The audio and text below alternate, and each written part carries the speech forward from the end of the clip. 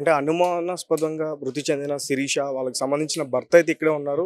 So, అంటే శిరీషకి సంబంధించి వాళ్ళ కుటుంబ సభ్యులు ఇతని మీద అయితే తీవ్రంగా ఆరోపణలు అయితే చేస్తున్నారు. సార్ అసలు ఏం జరిగింది? ఆమె హార్ట్ అటాక్ వచ్చి చనిపోయింది. వాళ్ళ ఫ్యామిలీ మెంబర్స్‌కి మీరు చెప్పా చేయకుండా బాడీని తరలిస్తున్నారంటూ కూడా వాళ్ళు చెప్తున్నారు. హార్ట్ అటాక్ వచ్చిందని చెప్పింది కదా సార్. శిరీష ఎందుకో హాస్పిటల్ తీసుకొచ్చినాము. వాళ్ళేమో డెత్ అయింది అంటున్నారు.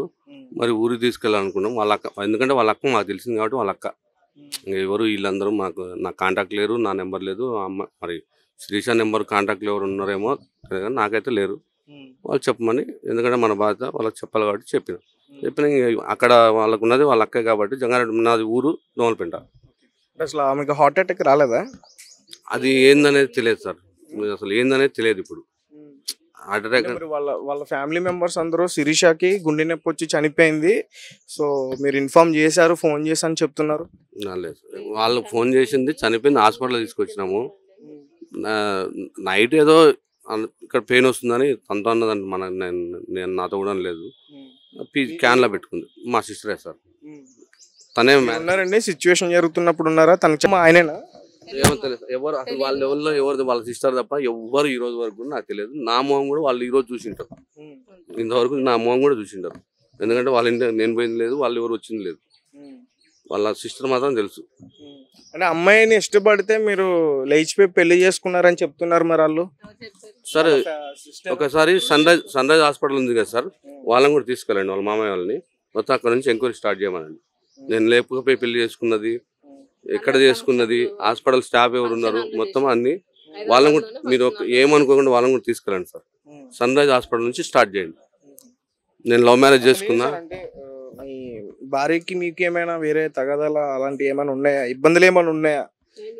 ఒక 3 years నుంచి కూడా మీరు గొడవ పడుతున్నారు అనేది వాళ్ళు చెప్తున్నారు. వాళ్ళు ఇంతకుముందేమో 2017 నుంచి అన్నారు. ఇప్పుడు మళ్ళీ కొంచెం 3 years అని. ఇప్పుడు రేపొద్దున 1 year అంటారో 10 days అంటారో సార్. ఒకటి జరిగిన విషయము పక్కన పెడదాము.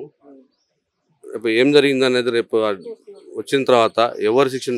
నాకు కావాల్సింది ఏంటంటే వాళ్ళ ప్రెజర్ వల్లే చనిపోయిందేమో అని నేను అనుకుంటున్నా. వాళ్ళ ప్రెజర్ వల్ల?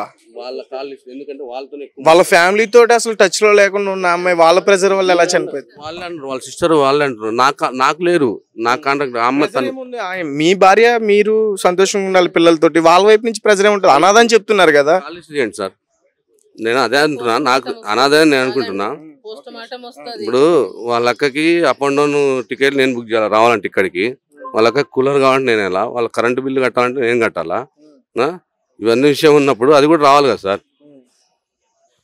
అది కూడా వస్తే అసలు ఈ మధ్యలో ఏం జరిగింది, ఈ గ్యాప్ లో ఏమన్నా మీరే చూసుకుంటారా? నేను కాకపోతే ఆమె ఇంకా.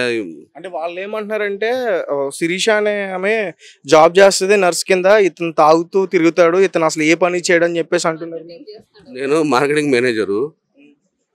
తను ఈ రోజు 2 years నేను మ్యారేజ్ అయినా 2 years మా ఇంట్లో ఉంటే మరి నేను కాదు వాళ్ళ కూడా నడిపినా కదా. నేను జాబ్, ఎందుకంటే ఫైనాన్స్, ఇప్పుడు అందరం జాబ్ చేసుకుంటే కొంచెం అమౌంట్ ఉంటుంది, ఫైనాన్స్ పరంగా బాగుంటుంది, పాప ఉంది, కొంచెం వెనకేసుకుని చేసుకుంటా అంటే తప్పేముంది. ఆల్రెడీ మా సిస్టర్ దగ్గర కదా, వేరే దగ్గర కాదు కదా చేసేది. మేమందరం ఒకటి దగ్గర చేస్తున్నాం.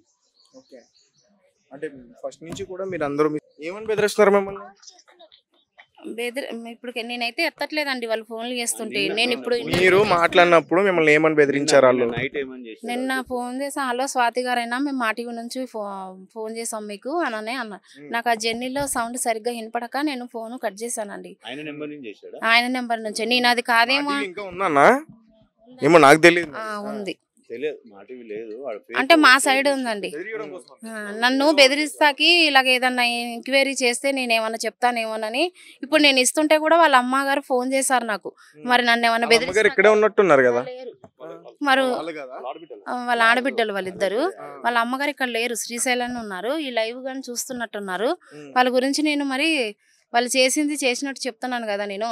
మరి నన్ను కూడా చంపేస్తాకో మరేమో బెదిరిస్తాకి ఫోన్లు చేస్తున్నారు. వాళ్ళు లైవ్ చూస్తున్నారు కదా, ఫోన్లు చేస్తున్నారు నాకు బెదిరిస్తాకి.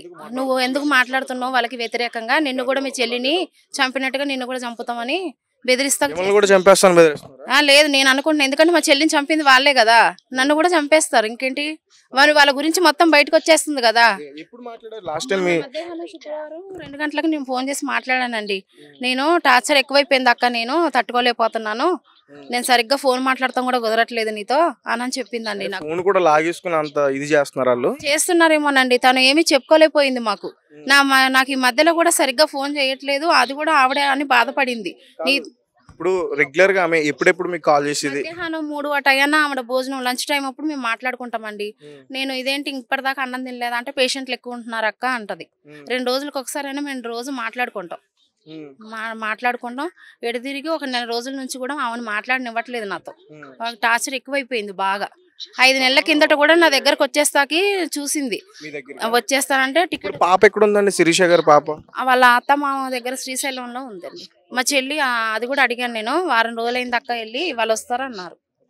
ఇన్ని గొడవలు జరుగుతున్నప్పుడు గత 3 సంవత్సరాల నుంచి గొడవలు జరుగుతున్నాయి కదా, ఈ గొడవలు జరుగుతున్నప్పుడు ఎప్పుడు మీ వైపు నుంచి ఎవరైనా పెద్దలు చెందుకు మాట్లాడడం ఇలాంటివి జరపలేదు? మాకు చెప్పలేదండి.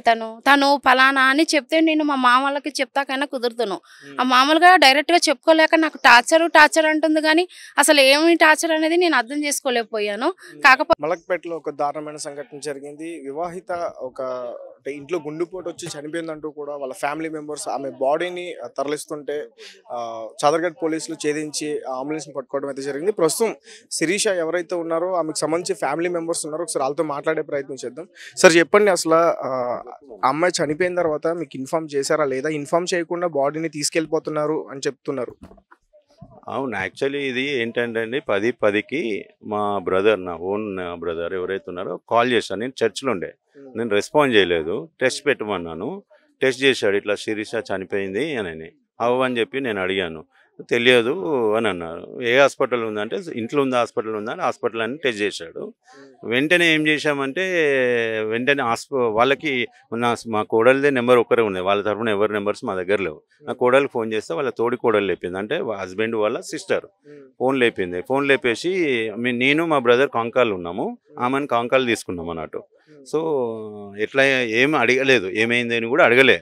ఆ డెడ్ బాడీ ఉంది కదండి, ఆ డెడ్ బాడీని ఉంచండి, మేము వచ్చేంత వరకు జరపకండి, ఏం చేయకండి, మేము వచ్చిన తర్వాత డిసిజన్ తీసుకొని మనం ఎట్లా అనుకుంటే అట్లా చేద్దాము. ఆ డెడ్ బాడీని మాత్రం మీరు ఏదో తీసుకుపోతా అన్నారంట, తీసుకుపోకండి. అంత్యక్రియల కోసమే డిస్కషన్ చేశారు మీరు? అంతే. ఎందుకనంటే మనం ఏదైనా ఎక్కువ అడిగితే మళ్ళీ ఏదైనా ఉంటే మళ్ళీ స్కిప్ అవుతారన్న ఉద్దేశంతో ఆ జరిగిన కార్యం ఏమున్నో చూసుకొని మాట్లాడదాము, కానీ మేము వచ్చేంత వరకు మూమెంట్ చేయకండి అన్నాం. ఎందుకు ఆ మాట అన్నామంటే, ఈమె తర్వాత కోడలికి ఫోన్ చేసి ఫ్రైడే రోజు 2:10కి ఫోన్ చేసేదంట, నాకు టార్చర్ తట్టుకోలేకపోతున్నాను. ఫ్యామిలీలో అప్పుడు గొడవలు జరుగుతున్నాయి, అతనికి ఆమె భర్తకి జరుగుతున్నాయంట. 2 days బిఫోర్ కూడా ఫోన్ చేసిందంట, ఇట్లా నాకు టార్చర్ చేసుకోబోతున్న సిస్టర్ అక్క, నాతో కావట్లేదు, మా అత్త వాళ్ళతోని వీళ్ళతోని మా తోడిగోడలతో నాతో కావట్లేదు అని అంటే, ఈ అన్నదంటే వచ్చేసాయి నా దగ్గరికి. ఎప్పటి నుంచి జరుగుతున్నాయండి ఇలాంటి గొడవలు? ఆల్మోస్ట్ ఒక 3-4 years నుంచి అండి జరుగుతున్నాయి ఇలాంటి గొడవలు. జరుగుతున్నాయి. 5 months బ్యాక్ కూడా సేమ్ ఇట్లనే అన్నదంట, నాతో కావట్లేదు అని అంటే తిని వచ్చేసేయమన్నదంట. సో ఇట్లా కూడా జరిగింది. ఇట్లా మాకు ఇదంతా తిని కలవడం వల్ల తెలిసింది. అయితే ఈమె ఫోన్లో ఏదైతే ఆ 2 రోజుల ముందు జరిగిందన్న విషయం నేను అడిగాను ఏమన్నా ఫోన్ చేసి, ఏమన్నా అయిందా బేటా అని వీళ్ళని అడిగితే, లేదు మామ ఇట్లా అయిందంట, 2 days బ్యాక్ ఫోన్ చేసింది అని అంటే, అప్పుడు డౌట్ వచ్చి వాళ్ళకి ఫోన్ చేసేసి బాడీని ఆపండి, వచ్చినాక డిసిజన్ తీసుకుందామన్న ఇంటెన్షన్తో రిక్వెస్ట్ చేశా. వాళ్ళు ఓకే అని చెప్పారు. చెప్పిన తర్వాత మళ్ళీ నేను 15 minutes తర్వాత ఆన్ ది వేలు ఉండే, సికింద్రాబాద్ నుంచి నేను చర్చ్ నుంచి మలక్పేట రావడానికి మినిమం 30 minutes పడుతుంది. 15 minutes మళ్ళీ ఫోన్ చేశా ట్యాంక్ బండ్ ఎక్కినప్పుడు. మీరు ఫోన్ చేస్తుంటే ఫోన్ లేపుతలే, ఎవ్వరు ఫోన్